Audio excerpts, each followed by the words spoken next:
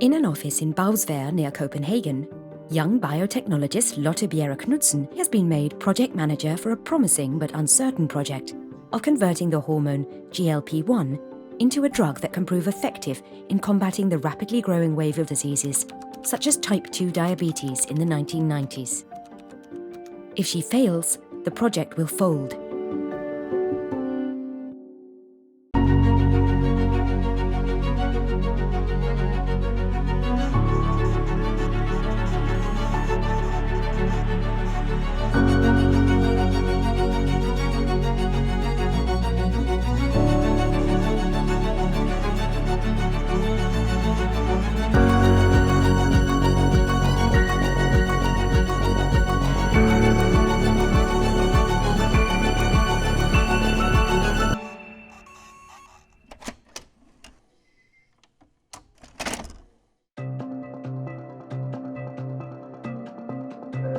Previous experiments have been fruitless, since native GLP-1 degrades almost as soon as it enters the body.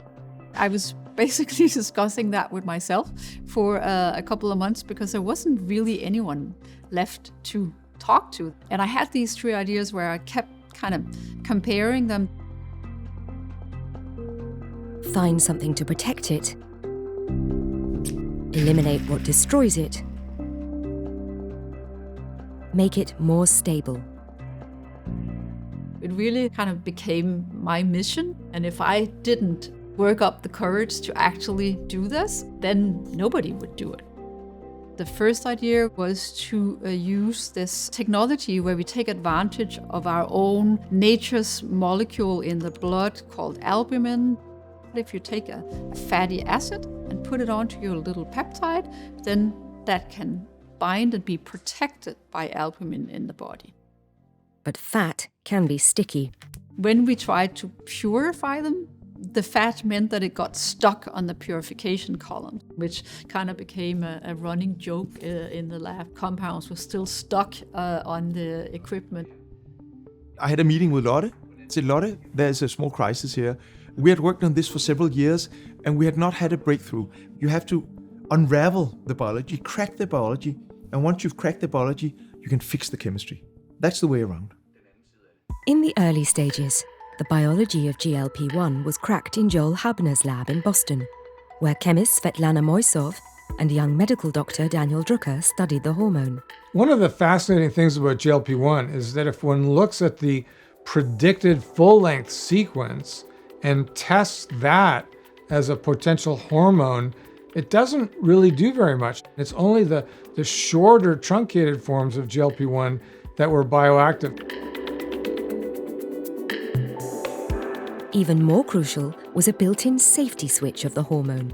If you get too much insulin, the system simply overshoots, which can be dangerous. We only saw an increase in insulin secretion when the glucose was elevated. If the glucose in the media was normal, we no longer stimulated insulin secretion. In Copenhagen, Holst's group had also discovered that GLP-1 not only stimulated insulin, but also inhibited glucagon secretion. People with diabetes, they make too little insulin and too much glucagon. And that's what keeps their glucose up. That's what causes all the problems. But when researchers tried to treat people, almost nothing happened. It was broken down completely. I mean, extremely rapidly, constantly all over the body, completely hopeless. And that was when we found the enzyme DPP-4 and realized that this was the reason. Second idea was to make small molecules that could block the enzyme that chews up GLP-1 and removes it from the circulation. In the 1960s, a similar strategy by researchers had been successful. In the human body, the ACE enzyme causes the body's blood vessels to constrict and can thus lead to high blood pressure. Researchers observed that workers in banana plantations collapse with low blood pressure after being bitten by pit vipers.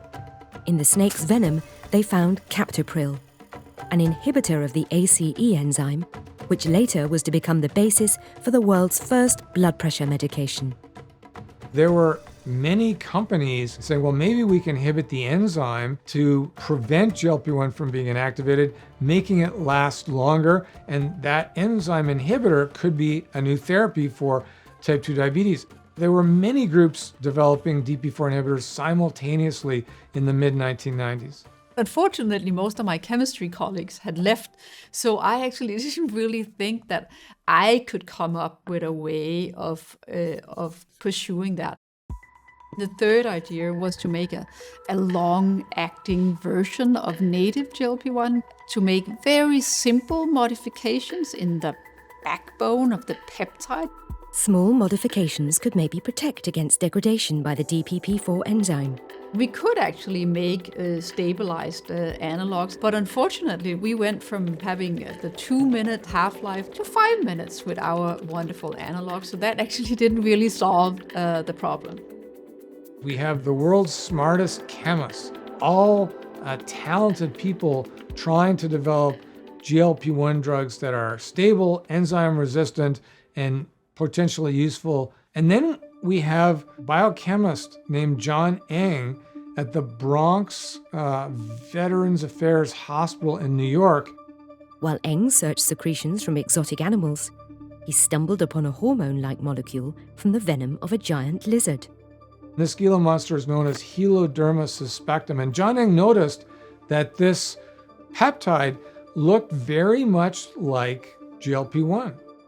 It's not the GLP-1 of this lizard that it comes from, but it has about 50% sequence homology to GLP-1. It did what GLP-1 is supposed to do, stimulate insulin secretion. And then it is resistant to DPP4. Eng named the molecule Exendin 4.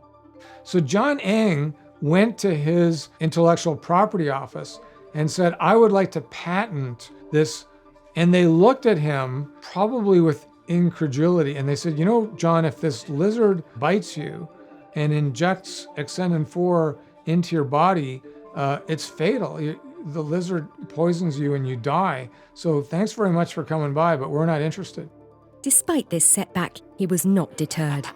And John Eng, to his credit, took it upon himself to file the patent for Exendin 4 and ultimately managed to partner with, at that time, a very small company in San Diego, Amylin Pharmaceuticals. Their CEO phoned me saying, we have this molecule, and it was foreign to the human body. It was still only acting, for like 4 or 5 hours. We were quite determined to make a drug candidate that had to be given only once a day. So I said, no, all the time. However, in 1996, the management of Novo Nordisk almost had enough. So management basically said, if you don't fix this in 1 year, we're closing all GLP-1 research in the company. It was time to revisit the first solution, the sticky molecules. It gotta be possible to solve. Lotte couldn't get resources, you can say, in the traditional diabetes labs. So I had to go to the ones doing brain research in Måløv. And I actually grabbed hold of a very clever, skilled medicinal chemist and his equally skilled lab technician and asked them to work for Lotte. And show that we could go from a half-life of 2 minutes to a half-life of 12 hours. But when the clinical trials got underway, the problems started. We actually didn't have the dose right, so we had too low a dose. As a result, the first phase 2 program wasn't really that impressive. Then when we were planning a second trial, then we actually didn't have enough compound. The clinical studies were delayed, and a drug based on Exendin 4 was the first to market. Amazing that the first GLP-1 drug approved anywhere in the world, April 28th, 2005, was this lizard venom peptide. I had to meet with investors, and they wrote reports that Novo Nordisk had really messed up their GLP-1 research. They lost a lot of belief in it. In a way, you could say that maybe the resistance was motivating for me, because it kind of became, okay, I'm going to show them. And I never, ever considered to quit.